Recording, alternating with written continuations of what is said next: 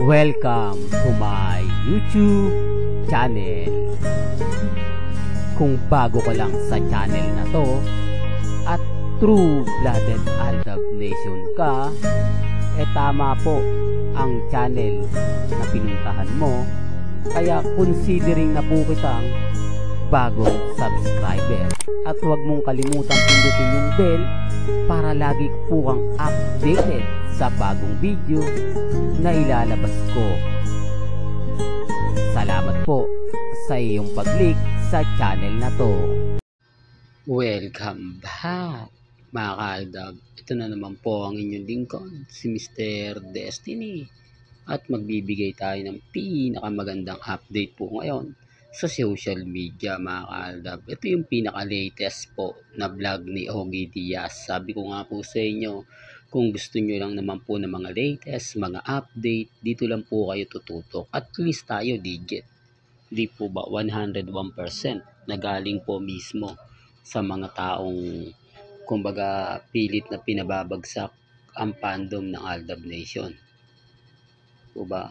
Marami kasing kwento ngayon ang lumalabas. Marami mga update ngayon ang mga nagsasabing ganito, nagsasabing ganyan. Halatang halata naman po na bitter po sila sa fandom ng Aldab Nation. Di po ba? Kasi bakit naman po pinupush ito ni Ogie Diaz ang pelikula ni na Catherine at nila Alden at ni Nadine Lustre? Alam naman po natin na niluluto pa lang po ito at pinupush na kasi pumutok po yung pelikula ng Aldab. Hindi naman po masasabi natin na kumbaga ang ibig kong sabihin o ang pinupunto natin mga ka-Aldab yung pelikula, di po ba? Nauna naman po talagang mag-react ang fans ng Aldab at syempre masarap sa pakiramdam nila Alden Richards at nila Maine Polkerson. Hindi po ba? Pero normal lang yan kasi sabi ko nga po sa inyo, kapag narinig nila Alden ang Aldab at ni Mengay at ang Legit Dabber Cats ay talaga naman pong natutuwa kasi pabor na pabor to sa Legit Dabber Cats, especially kina Bossing, Henyo Master Joey De Leon at Bossing Big Soto. Po ba? Kasi sabi ko nga po sa inyo, hindi po sila nagre-react. Hindi po sila nagko-komento na hindi na matutuloy yung pelikula ng Aldab, imposible, malabo yan kasi kami dito hindi napapayag kasi GMA Network yan si Alden hindi nga yan dito pinag-guest ng GMA Network. Real talk to, tama po yung narinig nyo, si Alden Richards po gustong mag-guest sa Itbulaga. Kung natatandaan nyo, waving back na pagpasok pa lang po ng TVJ sa TV5, 2 beses po nag-guest dyan si Mama Ten. Di po ba? Anong sabi ni Bossing Big Soto? Asan si Richards? Di po ba? Hindi na tumuloy pero hinatid ako. Di po ba? Hinatid po siya mismo ni Alden Richards. Ibig sabihin, gustuhin man ni Alden na pumasok sa TV5 o sa Itbulaga, hindi niya magawa kasi ang kalaban nga po niya management Di po ba? Pero ngayon magiging freelancer na si Alden Richards, pwede na po siya magbalik o magkaroon ng kumbaga tape sa Itbulaga. Ang ibig kong sabihin tape, yung meron siyang schedule, halimbawa Wednesday, Thursday, depende po sa ibibigay po sa kanya. Kaya ang sabi ko sa inyo mga ka-Aldab, hindi po si Alden Richards ang may ayaw. Di po ba? Nakikita nyo naman po sa mga sinasabi niya yan.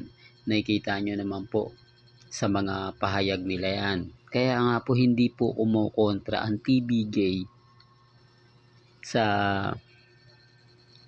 pelikula ng Aldab. Bagkus pinupush pa nga po nila yan bakit? Kasi malaki pong epekto yan para po sa kanila. Malaking kumbaga momentum po sa kanila kasi babalik yung 2015 babalik yung world record, ang kauna-unahang love team na kumbaga nagpayanig Real talk to, nagpayanig po sa buong mundo. Para lang klaro, para lang po maintindihan po nila, para lang po malaman nila na ganun po kalakas ang fandom ng Aldab. Hindi po katulad ng Katnel.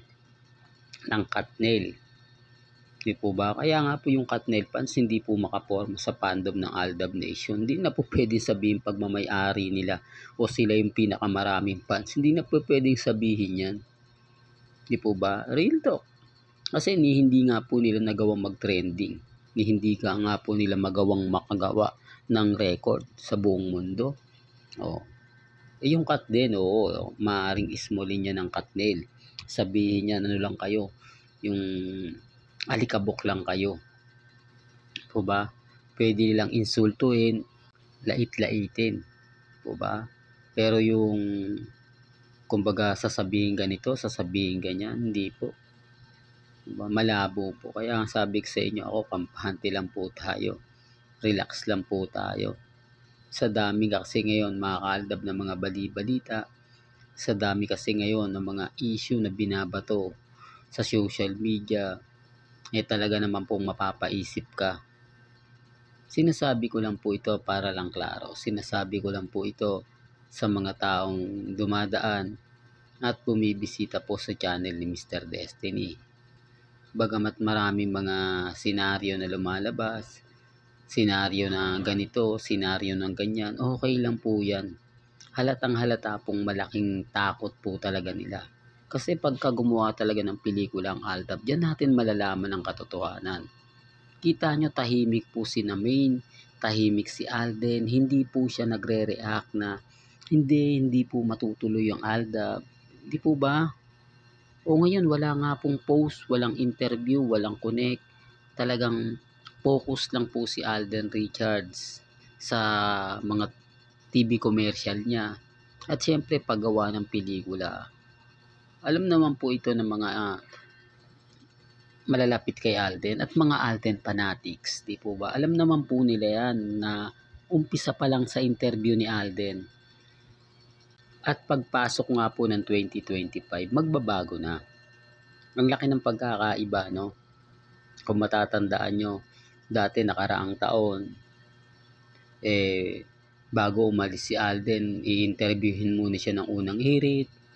Tapos, pagdating ni Alden sa Pilipinas, i-interviewin siya kung ano yung mga next project, ano na nga po ba yung mga gagawin, gagawa ba siya ng teleserye, gagawa ba siya ng pelikula, ano na ngayon ang mangyayari sa karir niya, may marami pa bang mga sorpresa ang darating, hindi po ba wala? Pansin nyo? Hindi po ba? Real talk, mga kaaldab. Kaya sabi ko nga po sa inyo, dito lang kayo sa channel ni Mr. Destiny kasi 101% lahat ng mga naririnig po ninyo, nababasa ninyo about kina Mengay, kay Alden, agad-agad kong babalita yan. Kaya ko nga po ito in-update kay Ogie Diaz. Bakit nga po ba niya yung ginagawa? Siyempre, gusto niyang tapatan o kumbaga wag matuloy ang movie ng Aldab. Kay Catherine muna. Kay Nadine Lustre muna. Pero ewan ko lang po mga kaaldab. Sabi ko nga mahirap din magsalita dahil hindi pa naman po na ipalalabas ang pelikula nila Heaven Paraleo at Alden Richards na Viva Films din po. Di po ba? At syempre may issue rin po sa Viva Films. Di po ba? Dahil ito raw ata yung pinaka-konektado sa pelikula ni Pepsi Paloma. Pero tignan natin, malay nyo, mga ano lang naman yan. Kumbaga, gawa-gawa para mag-click, para mag-hype. Di po ba? Alam nyo naman po sa showbiz, kailangan mo na mag-taktika, kailangan mong pag-usapan, kailangan mong dumikit muna sa mga sikat para ikaw yung pag-uusapan. Gaya nga po ngayon kay Bossing Big Soto at kay Darren Yap, di po ba, na talagang pinag-uusapan kaliwat kanan sa social media. Yung mga Katden fans, yun na nga po yung mga ina-update po ba, yung mga vlogger ng Katden, wala na, yun na yung ina-update nila. Sabi ko nga po sa inyo, etong mga iba to, kumukuha lang ng simpatya. Kumbaga, nakikisawsaw lang po sila pero wala po silang alam. Hindi po nila alam ang buong istorya at hindi po nila alam ang buong kwento. Hindi po katulad natin, 101% updated po tayo.